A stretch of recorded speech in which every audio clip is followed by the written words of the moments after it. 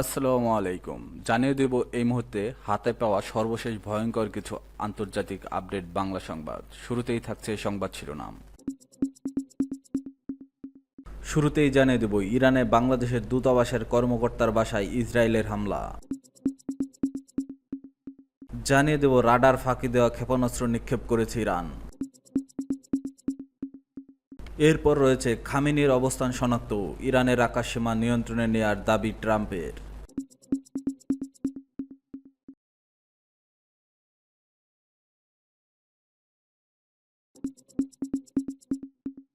এখন শুনছিলেন সংবাদ শিরোনাম, এবার বিস্তারিত। প্রিয় দর্শক, আপনি যদি এই চ্যানেলে নতুন হয়ে থাকেন, ভিডিওটি দেখতে দেখতে চ্যানেলটি সাবস্ক্রাইব করে আমাদের সাথেই থাকুন। ইরানে বাংলাদেশের দূতাবাসের কর্মকর্তার বাসায় ইসরায়েলের হামলা। ইরানের রাজধানী তেহরানে সোমবার ইসরায়েলের চালানো ক্ষেপণাস্ত্র হামলায় বাংলাদেশের দূতাবাসে কর্মরত এক কর্মকর্তার বাসভবন আঘাতপ্রাপ্ত হয়েছে। এতে বাড়িটি মারাত্মকভাবে ক্ষতিগ্রস্ত হয়। সৌভাগ্যক্রমে হামলার সময় বাংলাদেশে ওই কর্মকর্তা বাসায় না থাকায় প্রাণে বেঁচে যান। ওয়ালিদ ইসলাম নামের ওই কর্মকর্তা ইরানে বাংলাদেশি দূতাবাসের ফার্স্ট সেক্রেটারি হিসেবে কর্মরত। বিবিসি বাংলাকে তিনি বলেন, আমরা বাসা পুরোপুরি গুঁড়িয়ে দিয়েছে। বাংলাদেশ দূতাবাসের কর্মকর্তা কর্মচারীরা মূলত তেহরানের জর্ডান এলাকার বসবাস করেন, যা শহরের তৃতীয় জেলার মধ্যে পড়ে। ওই এলাকাতে ইরানের রাষ্ট্রীয় টেলিভিশন ভবনসহ আরও কয়েকটি গুরুত্বপূর্ণ স্থাপনা অবস্থিত, যেগুলোকে লক্ষ্য করে সোমবার ইসরায়েল ঘোষণা দিয়ে হামলা চালায়। হামলার পূর্বে বাসিন্দাদের ওই এলাকা থেকে সরে যেতে বলেছিল, ফলে প্রাণহানি তুলনামূলক কম হলেও ব্যাপকভাবে ধ্বংস হয়েছে অসংখ্য স্থাপনা। ওয়ালিদ ইসলাম বলেন, আমাদের আশপাশে আর কিছু অবশিষ্ট নেই, শুধু কিছু কূটনৈতিক আবাসন কোনোভাবেই টিকে আছে। ইসরায়েলের হামলায় আশঙ্কায় সোমবার দুপুরে বাংলাদেশ মিশনের সব কর্মকর্তা কর্মচারী প্রবাসী বাংলাদেশিদের নিরাপদ সরিয়ে নিতে নির্দেশ দেয় বাংলাদেশ সরকার।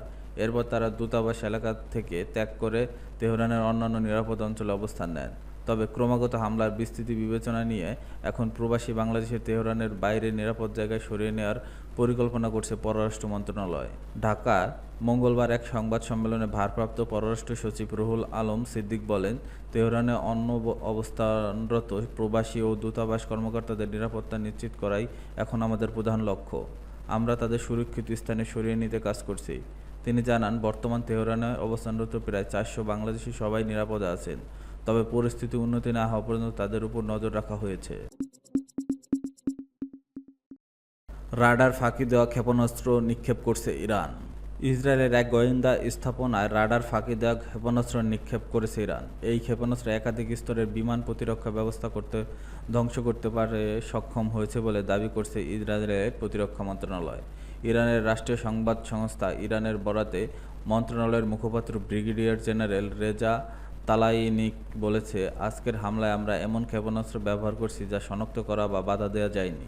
তিনি হুঁশিয়ারি করে বলেছেন, এই অপারেশনের ইসরায়েলিদের জন্য আকস্মিক একটি ঘটনা, তারা এমন ঘটনা আর কখনো দেখেনি।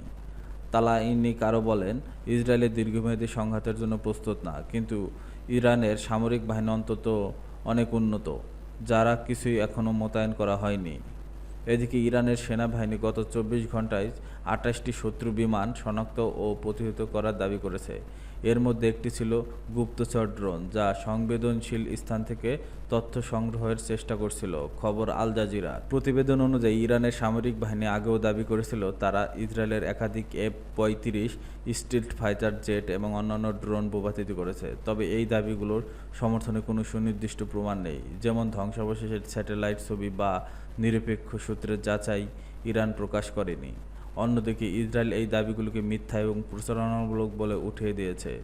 ইসরায়েল প্রতিরক্ষা বাহিনী জানিয়েছে, ইরানে তাদের চলমান অভিযানে কোনো বিমান বা ক্রু ক্ষতিগ্রস্ত হয়নি। আইডিএফের মুখপাত্র ব্রিগেডিয়ার জেনারেল এফি ডেফরিন জানান, ইসরায়েলে তেহরানের আকাশে সম্পূর্ণ বিমান শ্রেষ্ঠত্ব অর্জন করেছে। খামেনির অবস্থান শনাক্ত ও ইরানের আকাশসীমা নিয়ন্ত্রণে নেওয়ার দাবি ট্রাম্পের। ইরানের আকাশসীমার পূর্ণ নিয়ন্ত্রণ ও দেশটির সর্বোচ্চ ধর্মীয় নেতা আয়াতুল্লাহ খামেনির অবস্থান শনাক্ত করার দাবি করেছে মার্কিন প্রেসিডেন্ট ডোনাল্ড ট্রাম্প।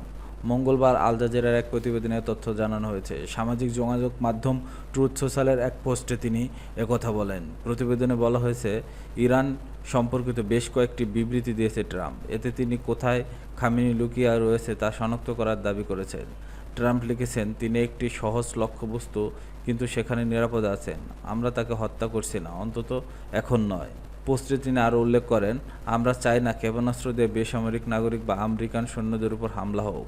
এরপর তিনি হুঁশিয়ারি দিয়ে বলেন, আমাদের ধৈর্য কমে আসছে। অন্য একটি পোস্টে ট্রাম্প বড় হাতের অক্ষরে লিখেছেন, শর্তহীন আত্মসমর্পণ। এটি তার আগের মন্তব্যের প্রতিধ্বনি, যেখানে তিনি ইরানের কাছে পূর্ণ আত্মসমর্পণ দাবি করেছিলেন। তবে এ বিষয়ে ইরানের পক্ষ থেকে তাৎক্ষণিক কোনো প্রতিক্রিয়া পাওয়া যায়নি। ট্রাম্প আরও দাবি করেন, ইরানের আকাশের আমরা এখন পূর্ণ ও সম্পূর্ণ নিয়ন্ত্রণ অর্জন করেছি। মার্কিন বাহিনী এই সংঘাত সরাসরি জড়িত থাকার কথা ঘোষণা করেনি, ফলে তিনি তার বিবৃতিতে আমরা বলতে কাদের বোঝাইছে তা স্পষ্ট নয়। ট্রাম্প তার সোশ্যাল মিডিয়া পোস্টে লিখেছেন, ইরানের কাছে ভালো আকাশ পর্যবেক্ষণ ব্যবস্থা এবং অন্যান্য প্রতিরক্ষা সরঞ্জাম ছিল। এগুলো পরিমাণেও প্রচুর, কিন্তু আমেরিকান তৈরি প্রকল্পিত ও উৎপাদিত সরঞ্জামের সঙ্গে এর তুলনা হয় না। আমেরিকার চেয়ে ভালো কেউ এটা করতে পারে না।